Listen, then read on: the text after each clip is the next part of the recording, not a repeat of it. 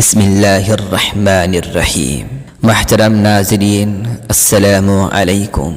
اس سے قبل کہ آفتاب اپنی سنہری کرنیں زمین پر چھوڑتا اور اپنی نیند سے بیدار ہوتا، حضرت فاطمہ الزہرا رضی اللہ تعالی عنہا گھر کے سارے کام کاج کرنے لگی۔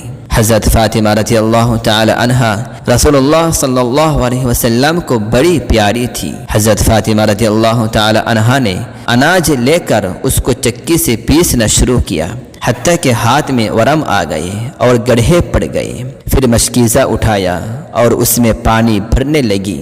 پھر جھاڑو لے کر گھر کا سارا کوڑا کرکٹ نکالنے لگی، حتیٰ کہ گرد و غبار سے آپ رضی اللہ تعالی عنہا کا دوپٹہ بھر گیا۔ پھر آگ پر ہانڈی چڑھائی اور اس میں پھونکنا شروع کیا اور لکڑیاں جلانے لگی، حتیٰ کہ آپ رضی اللہ تعالی عنہا کے کپڑے میلے ہو گئے۔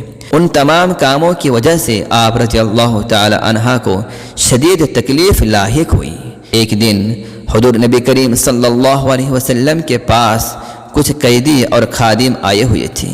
آپ رضی اللہ تعالی عنہ کے شوہر حضرت علی رضی اللہ تعالی عنہ دوڑتے ہوئے آئے اور حضرت فاطمہ رضی اللہ تعالی عنہا سے فرمایا، اے فاطمہ، رسول اللہ صلی اللہ علیہ وسلم کے پاس کچھ قیدی اور خادم آئے ہوئے ہیں، تم جاؤ اور حضور صلی اللہ علیہ وسلم سے ایک خادم مانگ لو۔ چنانچہ حضرت فاطمہ رضی اللہ تعالی عنہا گئی اور نبی کریم صلی اللہ علیہ وسلم سے خادم کی درخواست کی، تو حضور صلی اللہ علیہ وسلم نے نہیں دیا اور فرمایا، کیا میں تمہیں خادم سے بہتر چیز نہ بتا دوں؟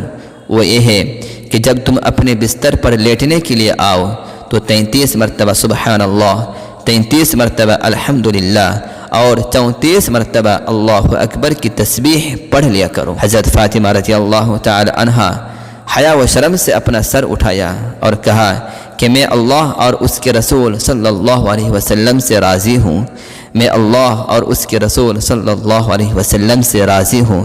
پھر گھر واپس آ گئی۔